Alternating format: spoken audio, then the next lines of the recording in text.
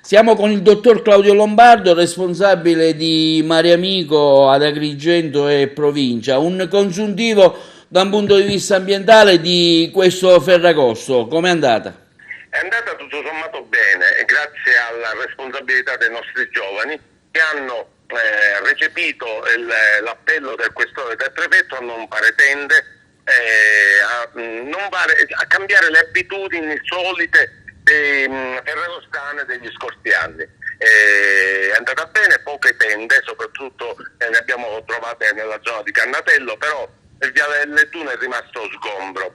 Si è preferito delle feste in famiglia, in posti isolati e non la solita invasione con dei falò a mare. E quindi conseguentemente con l'esperienza maturata negli scorsi anni da parte delle ditte che fanno le pulizie, giorno 15 mattina tutto è stato pulito, tranne la zona del Cannatello dove i sacchi sono stati ritirati il giorno 16, però tutto sommato è andata bene.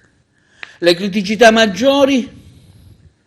Abbiamo delle criticità nella zona della Babbaluciara, ma quelle non sono legate strettamente al Ferragosto. Lì c'è una orda di incivili che continua ad abbandonare rifiuti nella zona di Babbaluciara e anche nel boschetto della Mattalusa. Lì è necessario che l'amministrazione ponga in essere dei controlli delle macchine civetta che blocchino questi incivili che abbandonano i rifiuti. Una nostra idea che abbiamo già presentato a questa amministrazione, ma non se ne è fatto nulla, e la ripresenteremo alla prossima amministrazione che verrà eletta nei prossimi mesi, è quella della chiusura dell'accesso alla Babbaluciara. Non è possibile che questa zona sia frequentata con le macchine, il fiume cerca di riprendersi anche con l'avifauna che è stata inserita lì, e quindi è necessario che quella zona venga chiusa e quindi venga utilizzata semplicemente per passeggiare, per godere quella zona e non abbandonare i rifiuti.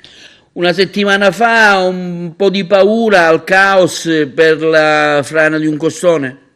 Sì, chi sta lì sa che tutti i giorni ci sono sempre piccoli crolli.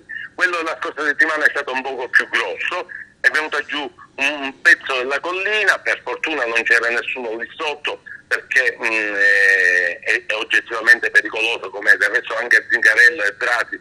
Sono delle zone assolutamente precluse alla balneazione, le più belle, aggiungo io, proprio perché vi è un fenomeno erosivo di crolli elevato. Scala dei Turchi, com'è andata Scala dei Turchi?